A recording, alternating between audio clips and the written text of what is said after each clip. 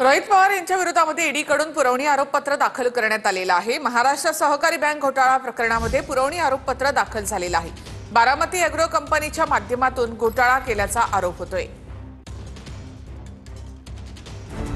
रोहित पवार यांच्या विरोधात ईडीनं पुरवणी आरोपपत्र दाखल केलेत। महाराष्ट्र सहकारी बँक घोटाळा प्रकरणात पुरवणी आरोपपत्र दाखल करण्यात आले।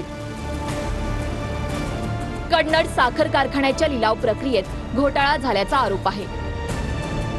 लिलाव प्रक्रिया बेकायदेशीररित्या राबवल्याचाही आरोप होतोय। बारामती अॅग्रो कंपनीच्या माध्यमातून घोटाळा केल्याचा आरोप होतोय।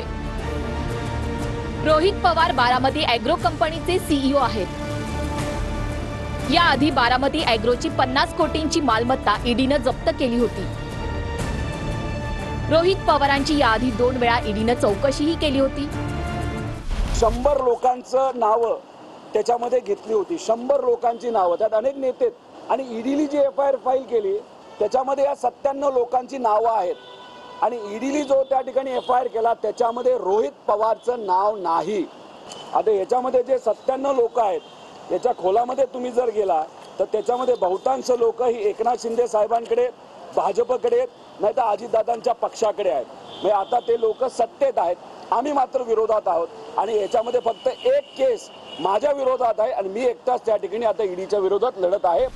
ईडीने ईओडब्ल्यूच्या रिपोर्टला न्यायालयात त्या ठिकाणी आवाहन केलेलं आहे। प्रकरण न्यायालयासमोर आहे आणि त्यामुळे न्यायिक प्रक्रियेवर भाष्य करण्यापेक्षा न्यायालयात काय होतं बघितलं पाहिजे। तू इधर उधर की बात न कर, तू मुद्दे की बात कर, एवढंच मी त्यांना सांगेन।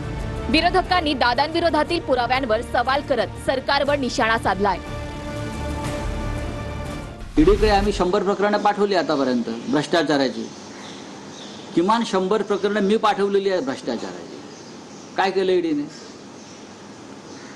जे मंत्री आहेत, फडणवीस मंत्रिमंडळात जे आमदार आहेत ज्यांच्यावरती ईडीच्या कारवाया सुरू होत्या आणि आहेत किंवा होणार होत्या, त्यांच्यावरती अजून आरोपपत्र किंवा पुरवणी आरोपपत्र का दाखल झालं नाही? देवेंद्र फडणवीस आणि भारतीय जनता पार्टी अजितदादा पवारांविरुद्ध ट्रकभर पुरावे, या ट्रकभर पुराव्याचा काय झालं हा प्रश्न आहे।